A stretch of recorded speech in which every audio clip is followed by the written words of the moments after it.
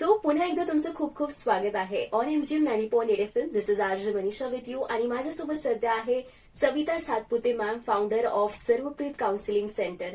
Hello ma'am, how are you? खूप मजेत आहे मी, मस्त आहे. ओके, सो आणि जसं छान की वाटतं जेव्हा इथे येतो. अच्छा, बोलायला मी ऐकले की तुम्ही आजकाल खूप खुश राहताय, कारण ती एक टेक्निक आहे सर्वप्रीत काउन्सिलिंग सेंटरमध्ये जे तुमच्याकडे आहे, त्याच्याबद्दल आपण पुढे जाऊन बोलणारच आहोत. हो. तर त्याच्याच बद्दल मला असं विचारायचंय, कारण international mind and body wellness day पण येतोय.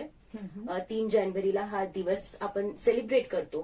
तर याच्या रिलेटेड मी आज तुम्हाला खूप काही विचारणार आहे, तर आपण स्टार्ट करूया. नक्की. ओके, सो मग मला विचारायचंय की मन आणि शरीर यांचा नेमका काय संबंध असतो आणि तो आपल्या रोजच्या आरोग्यावर कसा परिणाम करतो? मन आणि शरीर यांचा खूप जवळचा संबंध आहे. याचा आपल्या आरोग्यावर शारीरिक आणि मानसिक असा दोन्ही पद्धतीने परिणाम होत असतो. म्हणजे कसं, मनाचं जर शरीराने नाही ऐकलं तर शरीर आजारी पडतं का मन आजारी पडतं. मनाचं जर शरीराने नाही ऐकलं तर मन आजारी पडेल. हो, शरीराचं मनाने नाही ऐकलं तर शरीर आजारी पडेल. बरोबर. मन म्हणजे ही एक अंतर्गत मानसिक प्रक्रिया आहे. ती भावना, विचार आणि तुमची ऍक्शन याच्याशी संबंधित आहे. म्हणजे काय, मन जेव्हा विचार करतं त्यानंतर भावना व्यक्त करण्याची पण जी क्षमता आहे ते मनच ठेवतं आणि ऍक्शन पण मन जो विचार करेल ते करतं. पण ऍक्शन ही बॉडी करते आणि तेव्हा आपल्याला कळते की राग आलाय, मनात विचार जो चालू आहे ते व्यक्त कोण करतं? बॉडी. येस. इतका जवळचा संबंध आहे मनाचा आणि शरीराचा. मन आजारी पडलं तर शरीर आजारी पडणार. हो. शरीर आजारी पडलं तर मन आजारी पडणार. म्हणून यांनी मनाने आणि शरीराने हे एकरूप असणं खूप गरजेचं आहे. Very true. सो त्यासोबत मला हेही जाणून घ्यायचे की ताणतणाव शरीरावर होणारा परिणाम सामान्य लोकांना कसा ओळखावा? हो, अगदी बरोबर. असं तो पहिला प्रश्न विचारला, काय संबंध आहे, आणि तिथूनच मग स्वास्थ्य आणि सगळ्या गोष्टी आपण बघितल्या आहे. सर्वात जास्त परिणाम ताणतणावाचा आधी मनावर होतो. सुरुवातीला शरीर ते सांभाळण्याचा प्रयत्न करत असतं. म्हणजे तो ताणतणाव कुठल्या प्रकारचा आहे त्यावर ते डिपेंड करतं.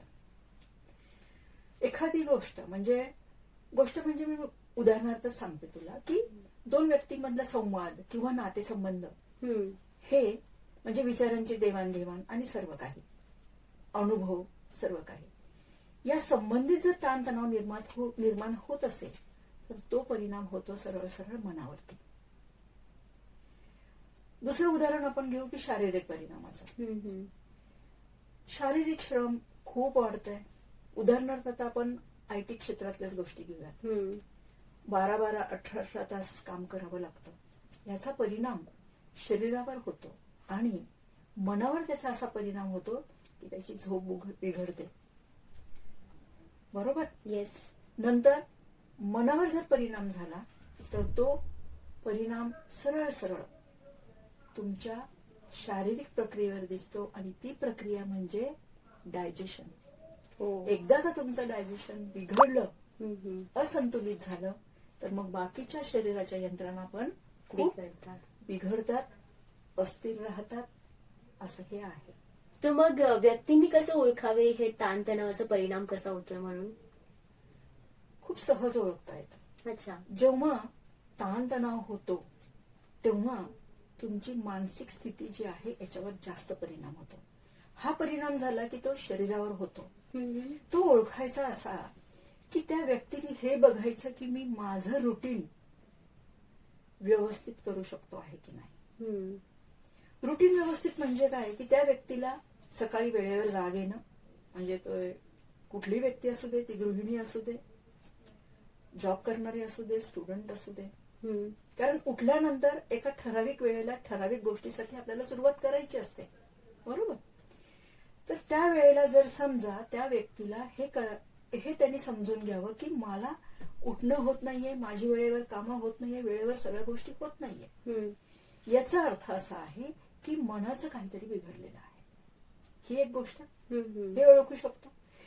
आणि मनाने त्या व्यक्तींनी मनापासून हे समजून घ्यावं की मी या गोष्टी व्यवस्थितरित्या सांभाळल्या नाही. आता त्या कोणत्या? उदाहरणार्थ, मला जर उद्या ऑफिसला वेळेवर जायचं आहे तर माझी पूर्वतयारी होणं आणि ह्या सगळ्या गोष्टी होणं खूप महत्वाचं आहे. येस. हे करणं आवश्यक आहे.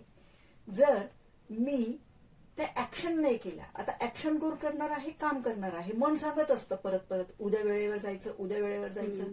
मग नाहीतर ट्रॅफिकमध्ये आपण राहू आणि मग सगळ्याच गोष्टी. तर मन हे परत परत आठवण करून देत असतं. शरीर जे आहे ते ऍक्शन करत नाही. मग शरीराने ते ऍक्शन नाही केली की दुसऱ्या दिवशी ही गोष्ट त्याला ताणतणावासाठी कारणीभूत ठरते. म्हणून त्याने असं ओळखावं त्या व्यक्तीने, मला कशामुळे ताण होतो आहे.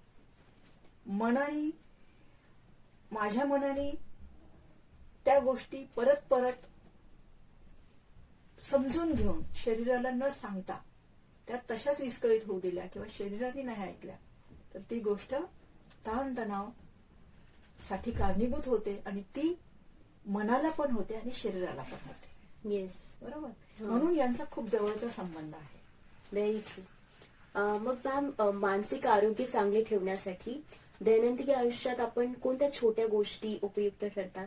हो, मानसिक आरोग्यासाठी आपण थोडं डिटेलमध्ये बघूया.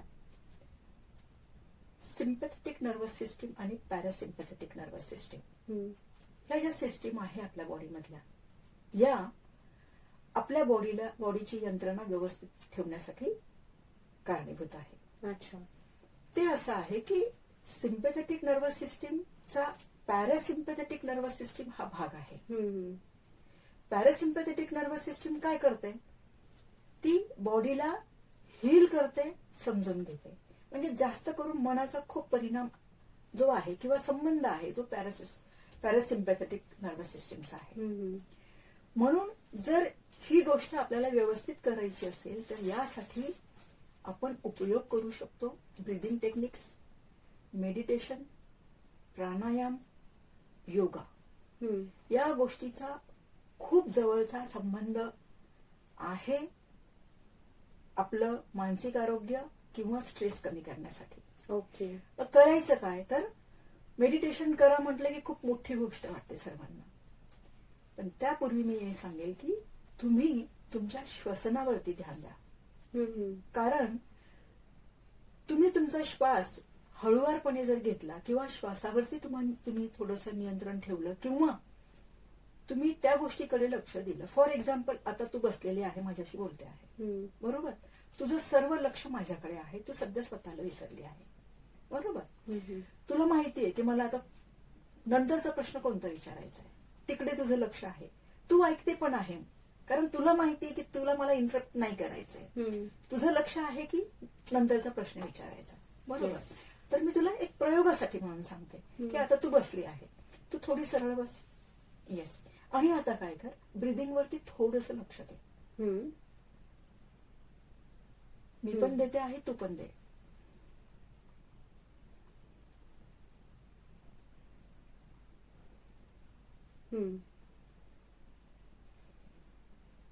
फक्त 10 सेकंड 12 सेकंड लागले या गोष्टीसाठी. खरंच सांग, थोडस रिलॅक्स झालो की नाही आपण? ते तर होतच मॅम. हो. तर प्रॅक्टिकल वे हा असा आहे की तुम्ही ब्रीदिंग टेक्निक्स करा. श्वास जेव्हा तुम्ही त्या श्वासाकडे, स्वतःच्या श्वासाकडे जेव्हा तुम्ही लक्ष देता तेव्हा तुमचा ताण बऱ्यापैकी कमी होतो. म्हणून ब्रीदिंग टेक्निक्स खूप इम्पॉर्टंट आहे. हे आहे मनासाठी. बॉडीसाठी एक्सरसाइज, योगा, बरोबर, प्राणायाम परत मनासाठी, आणि शरीरासाठी सर्वात महत्वाचं, जर तुम्हाला ब्रीदिंग टेक्निक खरं शिकायचे असतील, मेडिटेशन शिकायचं असेल, मेडिटेशन करायचं असेल तर बॉडी स्ट्रेचिंग हा खूप महत्वाचा भाग आहे. ओके. फक्त बसल्या बसल्या किंवा उभं राहिल्या तुम्ही त्या बॉडी टेक्निक्स करू शकता. खूप सारे हे उपाय तुम्ही करू शकता, त्याच्यामुळे तुमचा शरीराला आणि मनाला एकरूप ठेवता येईल आणि ताणतणाव कमी होईल. All right. सो मग आजच्या धावपळीच्या जगात तुम्हालाही माहित असेल की लोकांना खूप डिफिकल्ट जातं हे सगळं फॉलो करणं. तर त्यांना तुम्ही काय सांगणार? हो, डिफिकल्ट तर खरंच जातं. आणि सर्वात महत्वाचं मनीषा तुला सांगावं असं वाटतं की माणूस असा आहे ना, ज्या महत्वाच्या गोष्टी असतात आयुष्यामध्ये त्याच त्याला डिफिकल्ट वाटतात आणि त्याच त्याला करायच्या नसतात. बरोबर. येस. मग तुमचं डाएट फॉलो करणं असू द्या, तुमचं जिम करणं असू द्या, एक्सरसाइज करणं असू द्या, काही पण. येस. पण तुम्हाला तुमचं पॅरासिम्पॅथेटिक नर्वस सिस्टीम जर व्यवस्थित कार्यरत ठेवायचं असेल, म्हणजे तुमच्या मनाला जर तुम्हाला शरीरासोबत जोडून ठेवायचं असेल, तर तुमच्यासाठी खूप आवश्यक आहे ब्रीदिंग टेक्निक्स करणं आणि मेडिटेशन करणं. जसं तू म्हटली की हे खूप अवघड आहे, तर तुम्ही एक करू शकता.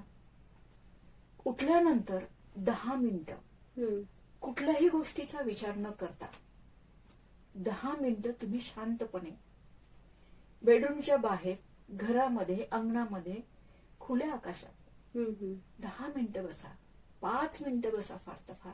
ओके. श्वासाकडे लक्ष दे. काही प्राणायाम करू नका, काही करू नका. तुम्हाला 10-15 दिवसात, 21 दिवसात, 25 दिवसात हे लक्षात येईल की तुम्ही रिलॅक्स होत आहात.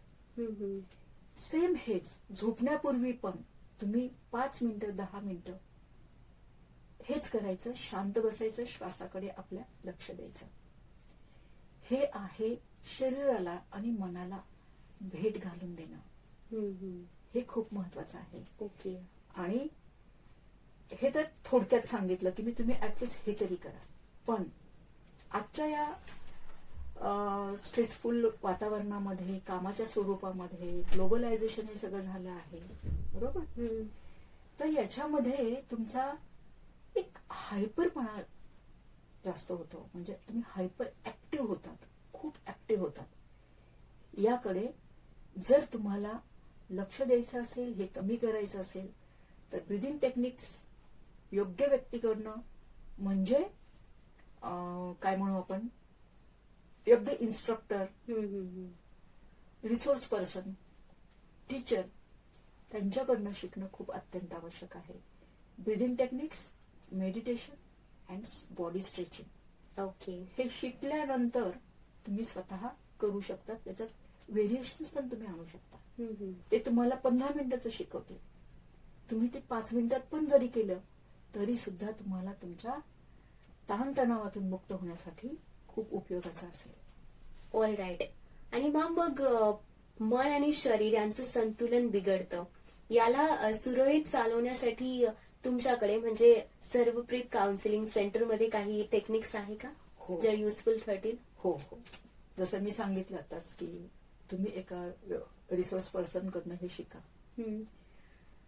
मी माझ्या मानसिक आरोग्याच्या क्षेत्रात काम करत असताना माझ्या क्लायंटसाठी, माझ्या पेशंटसाठी ब्रीदिंग टेक्निक्स याचं एक खूप व्यवस्थित असं, खूप हेल्पफुल असं एक फॉर्मेट तयार केलेलं आहे, डेव्हलप केलं आहे मी. मेडिटेशन पण, आणि त्या मेडिटेशनचं नाव आहे सर्वप्रीत मेडिटेशन. अच्छा. हे तुम्ही 1 महिन्यामध्ये शिकू शकता, दररोज 1 तास, किंवा 11 दिवसाचा पण कोर्स तुम्ही करू शकता, किंवा 5 दिवसाचा पण. आता हे किंवा किंवा का म्हणते मी, कारण खरंच बऱ्याच वेळेला वेळ नसतो आणि केव्हा केव्हा 1 महिनाभर शिकण्याची पण गरज नसते. म्हणून मी 5 days, 11 days and 21 days, 30 days असा मी एक कोर्सच तयार केलेला आहे. त्याचा तर नक्कीच उपयोग होईल तुम्हाला, तुमचं मन आणि शरीर खूप एकत्र ठेवण्यासाठी आणि जीवनामध्ये आनंद देण्यासाठी. कारण मन जर एकीकडे गोष्ट ओढत असेल, ताणत असेल, तर शरीरही त्याची प्रतिक्रिया द्यायला लागतं आणि त्रस्त होतं. म्हणून मन शरीर खूप एकत्रित ठेवा आणि ते आपल्याच हातात आहे. आणि आपण म्हणजे लाईफ आहोत, बरोबर. ओके. आणि जर आपल्या लिस्नर्सला तुम्हाला भेट द्यायची असेल किंवा हे शेअर करायचं असेल, तर how they should connect with you, काय करावं लागेल? येस, माझं पेज आहे, सोशल मीडियावरती पण मी आहे. तर त्या संदर्भामध्ये शेवटी आपण सगळी माहिती देऊच्या, जसं की माझी वेबसाईट, कॉन्टॅक्ट नंबर आणि सगळंच. हो. Thank you so much ma'am. आणि काय मेसेज देणार या दिवसाबद्दल आपल्या लिस्नर्सला? मी माझ्या लिस्नर्सला, माझ्या श्रोत्यांना हे सांगू इच्छिते, शरीर आणि मन यांची काळजी घ्या. मनाची काळजी घ्या, पर्यायाने शरीराची काळजी घेतल्या जाईल. शरीराची काळजी घ्या, मनाची पण काळजी घेतल्या जाईल, कारण यांचा जवळचा संबंध आहे, आपण पाहिलंच आहे. सर्वात महत्वाचं हे करण्यासाठी तुम्हाला तुमच्या डाएटवरती लक्ष तर द्यावंच लागेल, पण पॅरासिम्पॅथेटिक नर्वस सिस्टीम व्यवस्थित कार्यरत होण्यासाठी मेडिटेशन तुम्ही शिकावं, ब्रिदिंग टेक्निक शिकावी आणि स्ट्रेचिंग पण शिकावी. मी माझ्या या 25 वर्षाच्या प्रवासामध्ये मानसिक आरोग्याच्या क्षेत्रात काम करत असताना या सगळ्या टेक्निक्स मी डेव्हलप केल्या आहे. तर मी स्वागत करते तुमचं. तुम्ही यावं आणि शिकावं आणि याचा फायदा करून घ्यावा. त्यासाठी तुम्ही शेवटी सविस्तर माझी माहिती तुम्हाला वाचायला मिळेल, बघायला मिळेल. मी एवढंच सांगू शकते. Thank you Manisha. Thank you so much, ma'am, for coming here and giving us deep information about this. Thank you. Thank you very much. And you guys stay tuned to Anjum 90.8 FM. साथ है तो बात है.